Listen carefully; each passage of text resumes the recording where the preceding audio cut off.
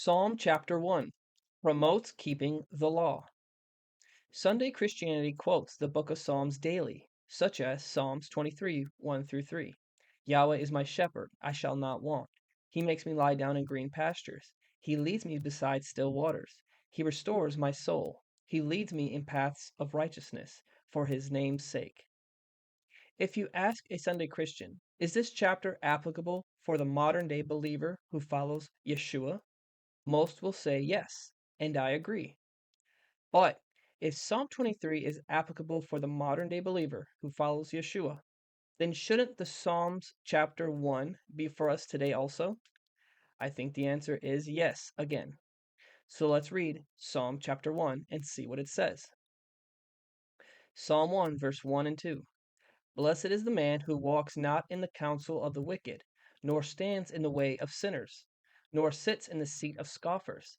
But his delight is in the law of Yahweh, and on his law he meditates day and night. Wow, the first chapter of Psalms. In the very first two verses, King David plainly says that the man who delights in the law of Yahweh and meditates on it is blessed.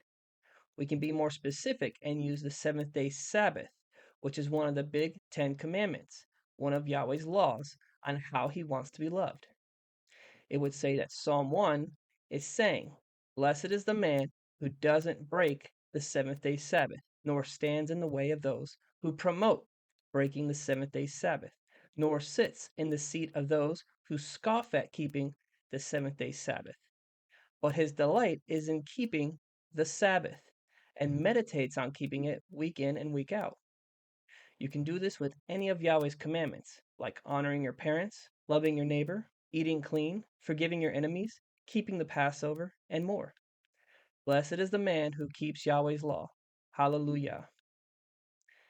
Now, the title of each psalm is not in the original manuscripts, but added by translators to give some context. And I don't mind this at all, as long as it's accurate. So with Psalm chapter 1, we see it titled in the ESV as The Way of the Righteous and the Wicked. And in the New American Standard Bible, it's titled The Righteous and the Wicked Contrasted. I like that. So Psalm chapter 1 is saying we have two paths to take. You're either righteous or wicked. You're either blessed or cursed. Blessed is the one who keeps the law, and cursed is the one who seeks to break the law. You are either one who is practicing wickedness or practicing righteousness. So simple. You are either one who is sinning, and the definition of sin is breaking the law, or you are one who repents and obeys Yahweh, who is the one meditating and keeping the law. So which one do you choose? If you scoff at the law of Yahweh, including the Sabbath, and practice breaking the law of Yahweh, then you fall in the category of being wicked, and that's not good. But if you delight in the law of Yahweh, meditating and keeping it daily, then you are seen as a blessed son or daughter of the Almighty.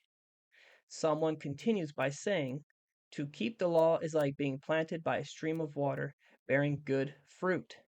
But the one who does not love the law of Yahweh, nor keeps it, is like a wicked dry plant, with no fruit, that one day will be cut and thrown into the fire to be burned up.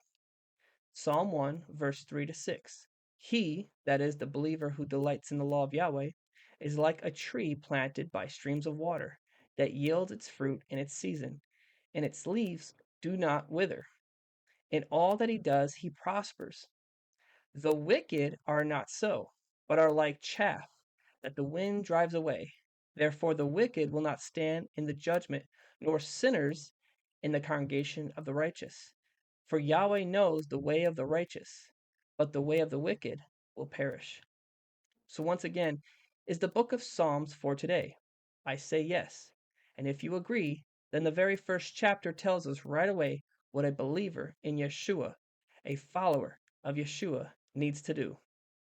They need to delight in the law of Yahweh, meditate on the law of Yahweh, keep the law of Yahweh. This includes keeping the seventh day Sabbath, eating clean, loving your neighbor, forgiving your enemies, having no idols, being faithful to your spouse, observing the appointed times of Leviticus 23, and more. We should follow the Messiah and how he lived. He lived according to the law, which is the whole duty of man. Ecclesiastes 12:13. Let us hear the conclusion of the whole matter. Fear Yahweh and keep his commandments, for this is the whole duty of man. Hallelujah. Please share and comment below your thoughts. Thank you and shalom.